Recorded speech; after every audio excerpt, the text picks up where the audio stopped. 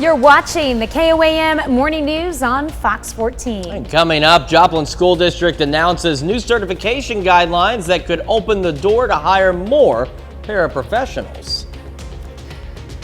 Also, virtual technology replaces traditional patients as medical students learn their craft on holograms. And that's forecast this morning. It's looking, very clear out there. We're going to have more on your complete forecast and what the day ahead holds here on the KOAM Morning News on Fox 14.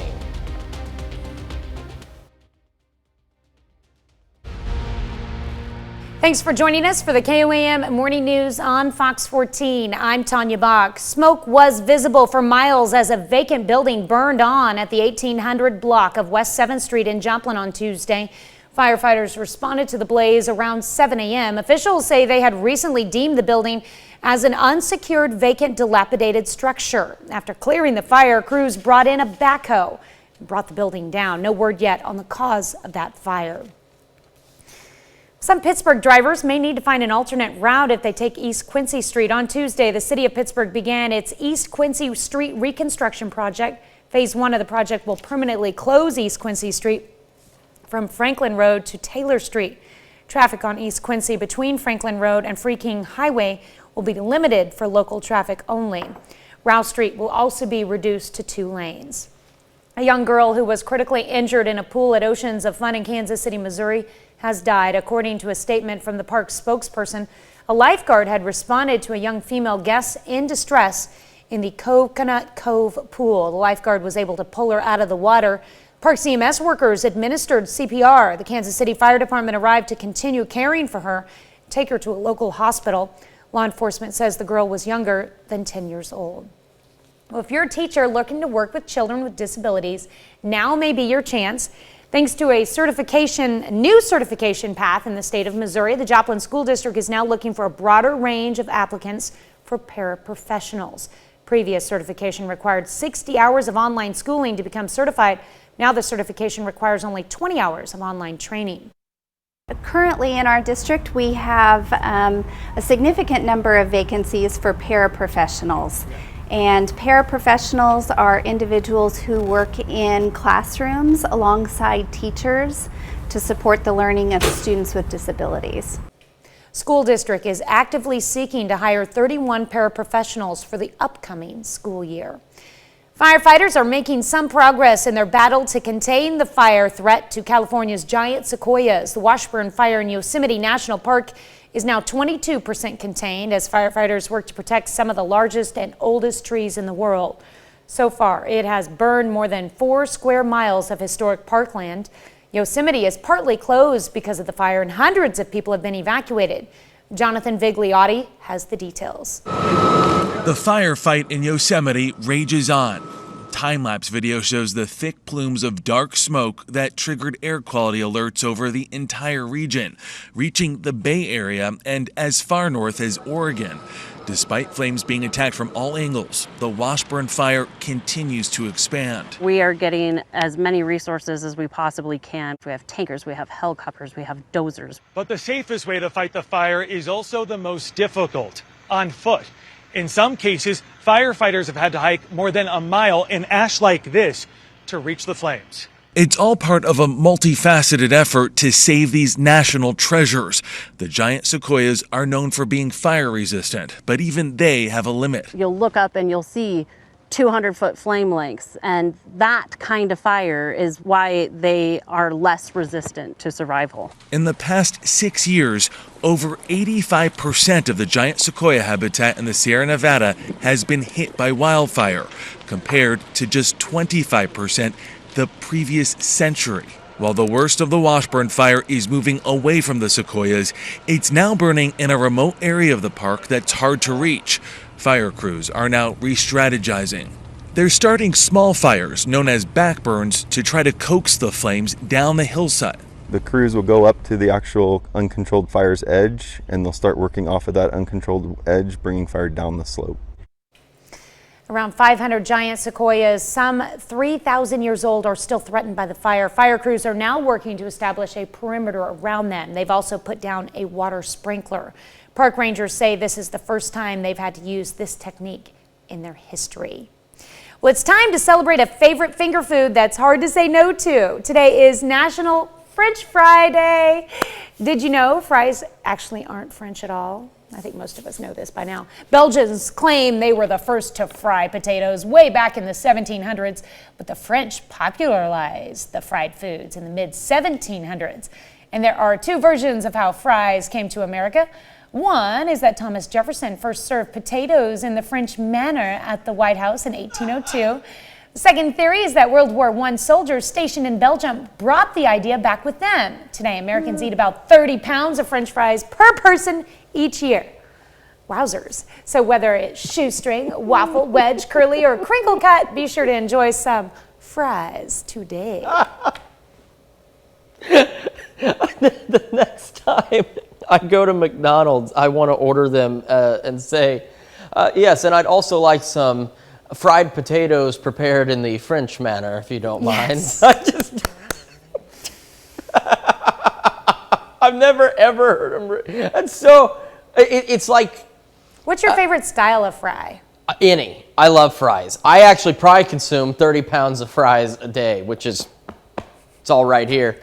You know. My favorite French fries used to come from Burger King until they got healthy and took away some of the grease that was cooked in with them, I guess. They're like... Yes, I remember... they're not the same as they used to be. When I was at Memorial Middle School in Joplin, we had a hamburger line. Of course, hamburgers came with fries, and they were really good about making sure they were the squishy, soft fries, and you could just grab up a handful of those things. Just wiggle them and... Yeah, those are the best fries. The fries, or the potatoes prepared in the French manner, reminded me of this thing I saw on Facebook, this meme. It just said, it showed a guy ordering a sloppy Joe, and his wife says, "We're at a fancy restaurant." And he goes, "Oh, I'm sorry, I'll have the uncouth Joseph." I think we all just need to get better at using more enhanced English when we go out to eat for some of the most, mundane foods. Make them. Do you think it's right to call it a formal. French fry if it was baked in an oven instead of fried? Baked fry doesn't, a French baked doesn't sound very It's not a fry good, anymore. but it's now becoming baked. I'm still going to call it a French fry. Still going to call it a French fry. French fried is how the temperatures are going to feel. I cook them at a nice warm temperature. The Skywatch storm tracker is pretty clear. In Joplin right now, though, as the sun rises, 64. We're up a couple of degrees from where we were before, which is good. Most of us still sitting in the lower to mid-60s across the metro. And as you can see, we're starting to warm up a little bit. There's a few more mid-60s on the board and even 70 down in Anderson. And the temperatures are going to continue to climb. How much are they going to climb? Well, the answer's right here. Sunny skies is what we're going to have all day today. It's going to be gorgeous. Unfortunately, it's also going to be toasty. We're heading 86 by noon, 92 by 5, and 86 again by 8 with a light northeasterly breeze. As we get into the overnight, the winds calm down, not like they're going to be too crazy during the day. And we're going to dip back into the lower 70s and upper 60s across the board. And let's take a quick look at the 7-day forecast.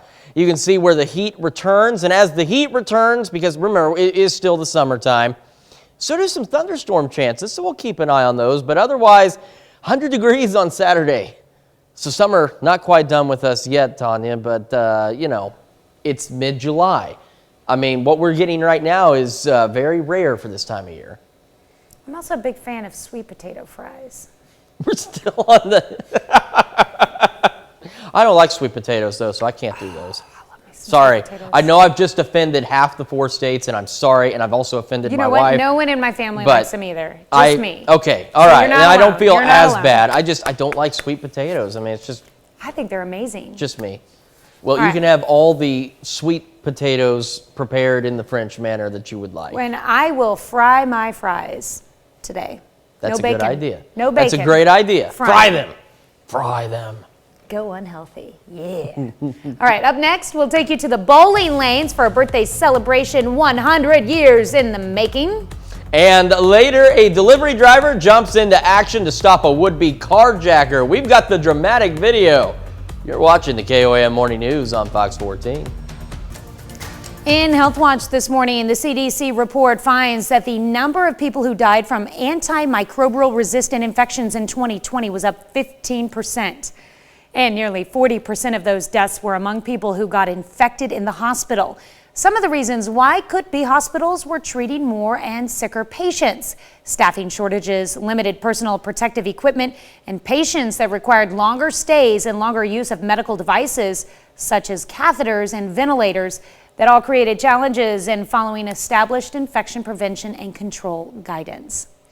A British university is taking a virtual approach to its medical school training. Doctors say the new technology could make learning more flexible. Marianne Rafferty has more. It's a world first. Medical students at Cambridge University now training on holographic patients. The technology was developed in partnership with a Los Angeles-based tech company. Doctors say it could revolutionize the medical industry. We had VR simulation, which is kind of like this, but it does not actually use the real space. It's just a screen in front of your eyes. Students interact with a lifelike patient and one another wearing a mixed reality headset. The learning module features people suffering from respiratory diseases such as asthma or pneumonia. Sort of wheeziness there, and let me know what you hear. Instructors can introduce complications during the lesson. Then students must make real-time decisions about the patient's care. If he treats it in the appropriate way, the patient will improve. If he doesn't treat in the appropriate way, then the patient will deteriorate. Developers say the technology can be delivered to medics anywhere in the world. They hope it will provide for more flexible, cost-effective training than traditional methods. At Cambridge, Dr. Ruby Woodward says the program supplements clinical teaching and will not replace face-to-face interactions. Simulation-based learning is very much like an adjunct to clinical-based teaching. So I would never say that doctors need to get off the wards and stop seeing patients. The program's developers say more modules are in the works to train students in cardiology and neurology. Marianne Rafferty, Fox News. Barbie is paying tribute to one of the world's top conservationists. A new doll modeled after Dr. Jane Goodall releases in time for Thursday's World Chimpanzee Day. It's made of 90% recycled plastic, sending a message about efforts to curb climate change. And the company is going green too, hoping to be 100% recyclable in its products and packaging by the year 2030. The Goodall Doll is part of Barbie's Inspiring Women series, which pays tribute to incredible female heroes of their time. I think they kind of done a little bit better job of making it look like Jane Goodall, though. Well, but I mean, it's they still just put Jane's clothes on her. It's still a Barbie, so it's going to ultimately look like a Barbie. But to me, it's a little crazy to have something like that of yourself, to be immortalized in that form. It's like that action is a bucket figures list of of people. mine. You want to have a Barbie doll made of you? Well, I mean, I asked for a bobblehead and didn't get one, so maybe I could get a Barbie doll. I feel the bobblehead is easier, but a Barbie doll would certainly be interesting, to say the least. I don't know. See, they couldn't make a Ken doll for me because I have yet to see a Ken doll that has no hair. So. There's all sorts of Ken dolls. That's true. That's true. I mean, I also haven't spent a lot of time with Ken dolls, so just saying. Something we're going to spend some time with today, warmer temperatures. Real quick, outside, it's doing pretty good. The sun's up. It is 64 in Joplin, and we are all pretty much sitting in the mid-60s now, maybe even a couple of 70-degree readings. As we progress through the day, temperatures going to continue to warm up, 92, lower 90s for most of us. And then tonight, clear skies continue. We're going to dip back into the lower 70s and upper 60s for overnight lows. We've got more of the KOAM Morning News on Fox 14 right after this. One Iowa man just reached a major milestone. He turned 100 years old, and he celebrated not by eating cake, but by bowling, a passion that he's had since he was 10. Scott Seville has that story. Harry Burkus of Cedar Rapids celebrated his 100th birthday recently with strike after strike after strike. If you hear me talking to my ball, if it doesn't do good, why, try to encourage the ball to do better. Harry has been bowling for 90 years. He started when he was just 10 years old. There is a warmth with bowling that you don't find in other sports, like you do here. This is my home away from home, basically. Burkus isn't kidding. He says May City Bowl is his home away from home. He bowls in a summer league, and then it really gets busy. We get into the fall and winter months, then it's Monday, Wednesday, and Friday, and I'm here every day. The day I shot Harry, he was on fire with 3 strikes in a row and 4 in the game on his way to a 154. But I've never been what you'd call a high-scoring bowler. I do it for the exercise, for the people. It's become part of me. And Harry is a true inspiration to all his bowling partners in the senior league. I told him, if I live to be that long and I'm in the shape he's in, I'll be great. As if he can do it at 100, I sure can be able to do it at my age. So how do you live to be 100, Harry? I've never drank alcohol. I've never smoked. I've tried them all, yes, but I mean, I one time was enough for all of it. Burkus is still competitive on the lanes, and he's not about to give it up anytime soon. As long as I'm able to stand up and throw the ball, if nothing else, I'll be like the little kids, get up there and just throw it that way. As long as I can get the ball down and at least hit the pins. I want to bowl right up to the time that the Undertaker comes for me. That's impressive, and he bowls a lot better than I do. Happy birthday, Harry Burks. Our forecast today is going to be warmer than it was yesterday by quite a bit, even though it did heat up pretty quick. I told you after the clouds cleared out it was going to warm up, and by golly, that is exactly what it did. We have no clouds to speak of today, which means we're going to heat up even better because Skywatch Storm Tracker is looking pretty quiet. In the city of Joplin, under these nice sunny clear skies, we're still sitting at 64. Most of us are sitting around the mid-60s, and we're even got some places down south pushing 70, like Jay, for example, at Grove at 69. These temperatures are going to continue to climb through the day under these sunny skies. We've got a light northeast wind at 5 to 10, 87 by noon, 92 by 5, and by 8, we're going to be hitting sitting around 86 degrees. As the sun goes down, I don't know if you saw it, but there it went. It disappeared. It went down. 75 at 11, 71 by 2 a.m., and 68 to start your day tomorrow. So a little bit warmer than where we're starting this morning. My nose won't stop itching. I don't know what's going on with it. As we head into the future, as we mentioned, most of us are going to be pushing lower 90s for highs as we head through today. We're going to start the day relatively pleasant compared again, and then it's going to really start to warm up. We're going to push afternoon highs tomorrow, closer to the mid to even possibly upper 90s in some cases. And of course, that also means there's going to be a heat index that's going to come along with that, pushing about 100 degrees. Quick look at the 7-day forecast shows that warming trend continues. A heat index of pushing 100 on this day before we actually see 100 by Saturday. But as the heat increases, so do some thunderstorm chances, which we'll keep an eye on. We've got more of the KOAM Morning News on Fox 14 right after this. It's time to honor today's four-state hero, Harry Smith. Sergeant Smith served in the Army during World War I, a native of Dennis, Kansas. We thank you, today's four-state hero, Harry Smith. A Maryland delivery driver jumped into action and stopped a 17-year-old would-be carjacker in the act, causing the car to crash. Kim Dacey has the story. The crash is captured on video, a car slamming into the side of Remix Bar and Grill.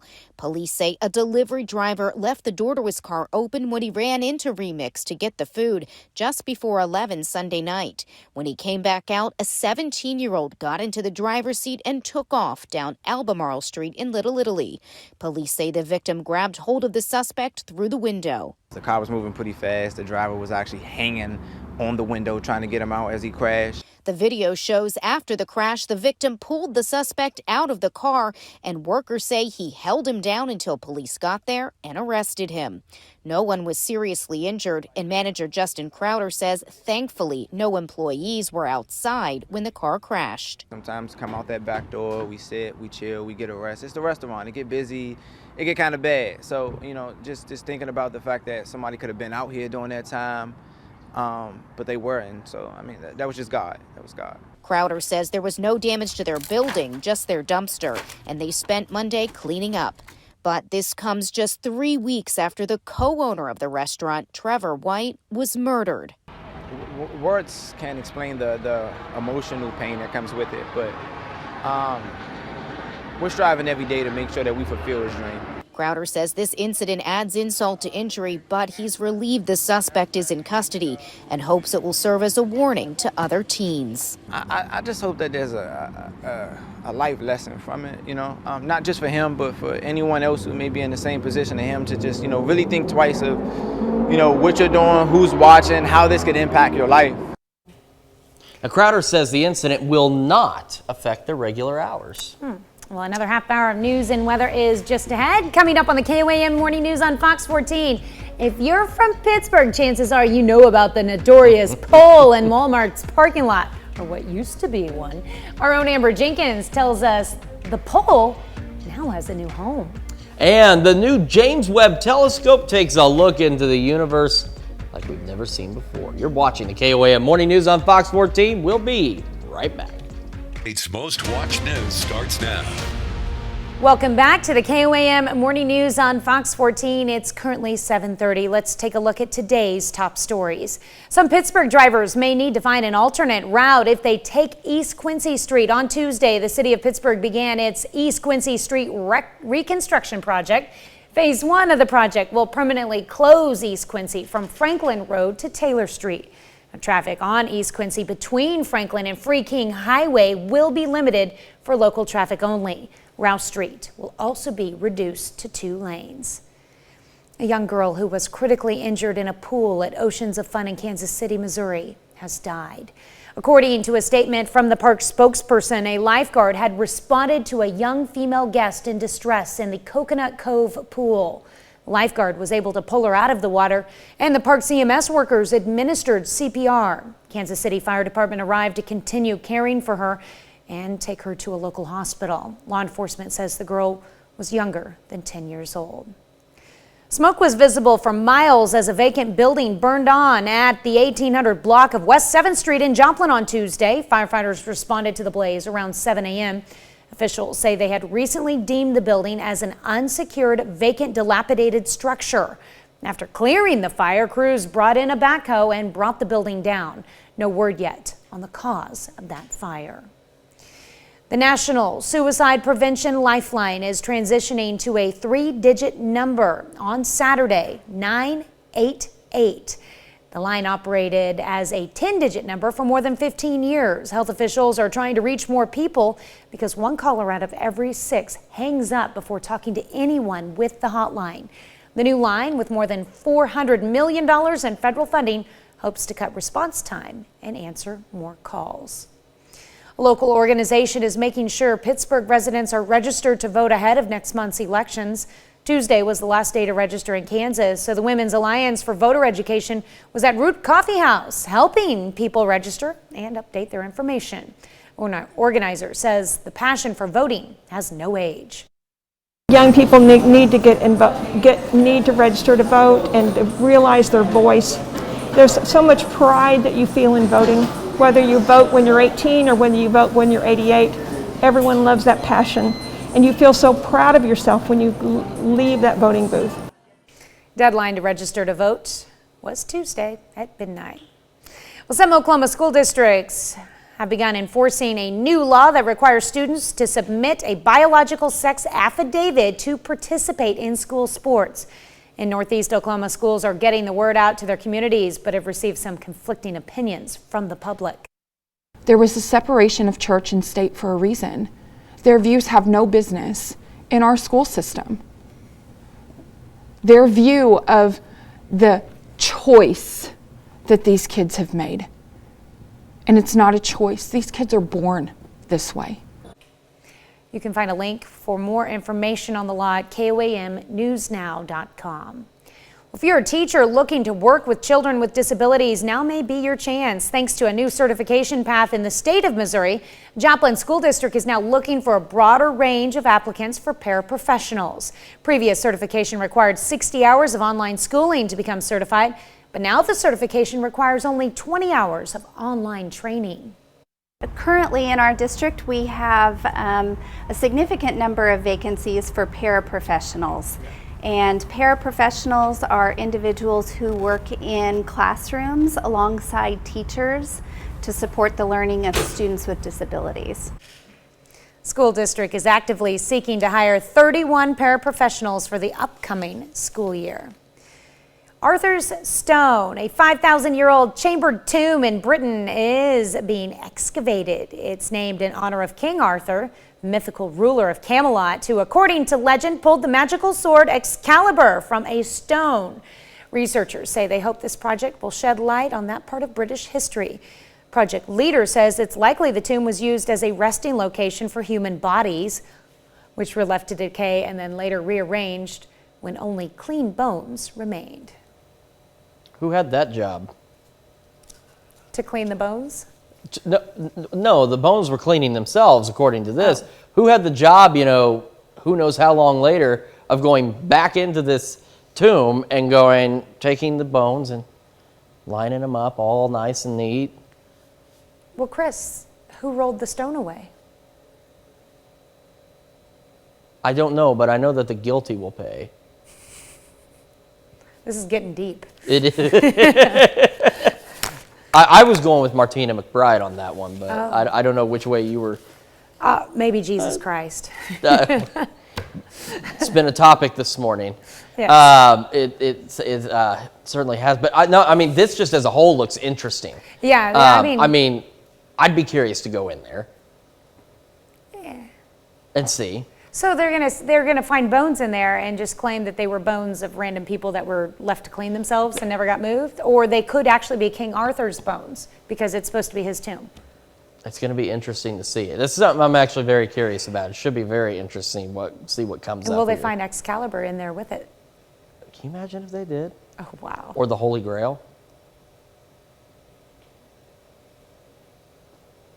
I'm just saying, it's going to be interesting.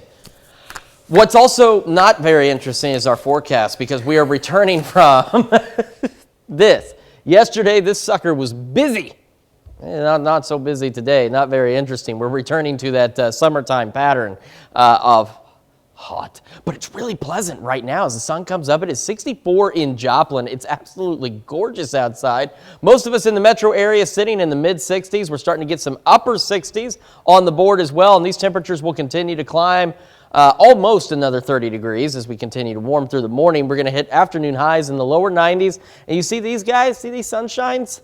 That's because, take a look, I made sure that these skies were as clear as they could get because it's going to be lovely.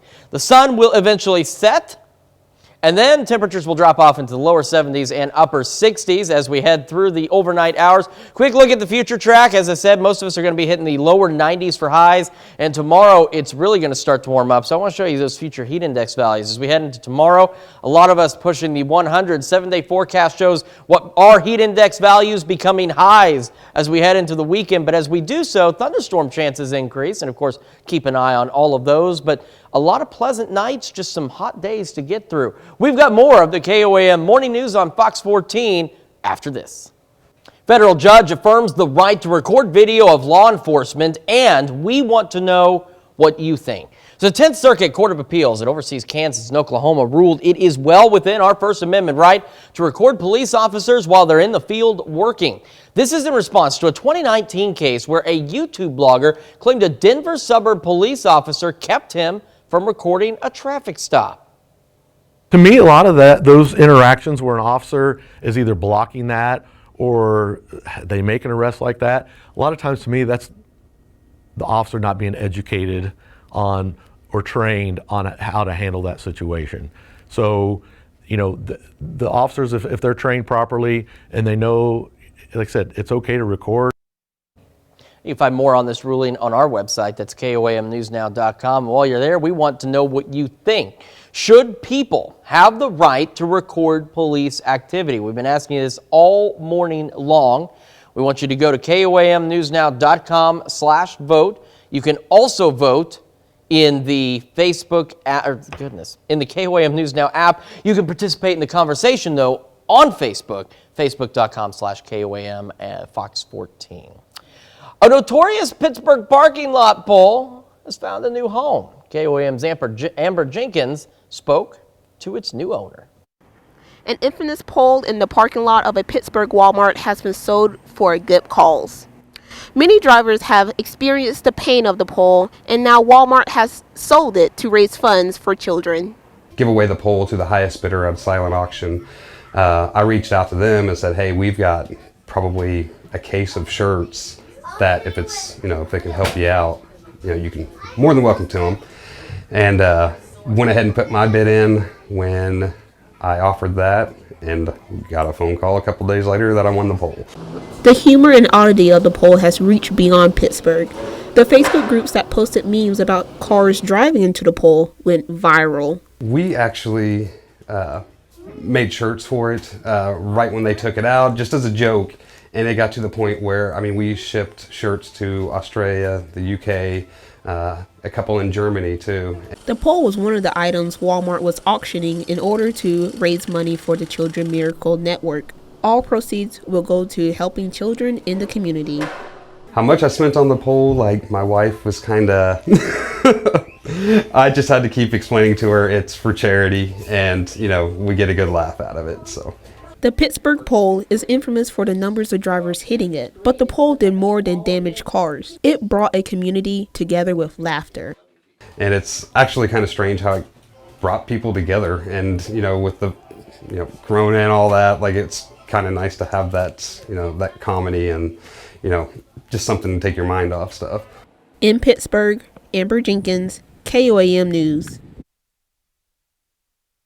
About that thing. It's great to see that its legacy will live on. The Pittsburgh Pole will start its tour, moving among local businesses soon. We'll be right back. In Consumer Watch this morning, GameStop, which recently fired its chief financial officer, is also preparing to make staffing cuts. The company did not give a reason for firing CFO Michael Recupero, aside from saying under terms of his employment agreement, it was without cause. Although the firing was disclosed by the company, it plans to cut its staff was not. The planned job cuts were reported in several media stories that cited a memo to staff from CEO Matt Furlong. Overall, firings and layoffs are at record low levels as employers scramble to find workers they need. But there are also growing concerns the economy could be entering a recession, and some employers are trimming staff. The company did not respond to requests for comment on the planned cuts, which are part of a growing trend of corporate staffing cuts. Sonya has stepped down as CEO of Gap. The clothing retail giant made the announcement on Monday. Singhal also stepped down from her position on the company's board. She served as CEO for a bit more than 2 years, taking over just before the pandemic hit. Search for a replacement is on, but in the meantime, Executive Chairman Bob Martin is taking the helm as interim CEO. Gap has been struggling for years, first with operational problems and then with additional challenges brought on by the pandemic. Well, Starbucks is shutting down 16 of its stores due to safety-related concerns. Company officials say they received multiple in-house reports where staffers reported drug use by customers and the general public on Starbucks property. 6 locations will be closed in both Seattle and Los Angeles, followed by 2 in Portland and single spots in Philadelphia and Washington, D.C. Starbucks says the employees at those soon-to-be shuttered cafes will be transferred. The company is also giving store managers more leeway with closing restrooms and limiting seating if safety becomes a concern. Helpful tool on a popular dating app is rolling out to more services. Tinder recently launched a feature allowing users to run background checks on potential dates. Wow. Parent company Match is now rolling out that to 2 more dating apps it owns, Match and Stir. Regular users can run 2 checks for free and will have to pay an outside company for later requests. Match doesn't run the checks itself and will not provide the needed information to perform one. We'll be right back with more after this, but first let's take a look at the market prices before the opening bell.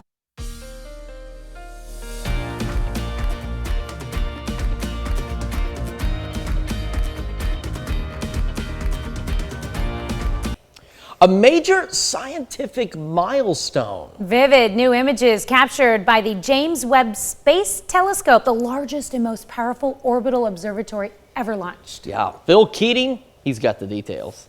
It's the next giant leap in space exploration. NASA revealing breathtaking out-of-this-world images taken from its powerful space telescope.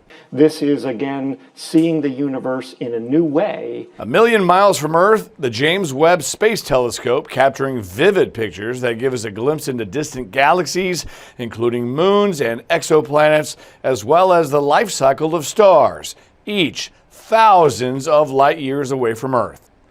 The telescope's deep images were captured in the infrared spectrum and converted into clearer images released by the agency. So this is light that is emitted all over the universe, but we can't see it with our eyes. And so these pictures are actually completely new to us in terms of being able to see things that are otherwise completely invisible. The $10 billion state-of-the-art telescope allows scientists to see farther into the cosmos than ever before, and with 3 times more clarity than the Hubble Space Telescope the instrument Webb was built to replace. The astounding detail that you can see in some of these galaxies, I mean, they just pop out. 25 years in the making, the revolutionary telescope launched last Christmas. Scientists are hoping to use the findings to learn more about the universe, as well as the history of Earth over the next 20 years. The further away something is, the further back in time we're looking. So this is actually the way that a telescope can sort of act like a time machine. Scientists are also hoping to determine whether some of these exoplanets outside of our own galaxy ever were or are habitable. In Miami, Phil Keating, Fox News.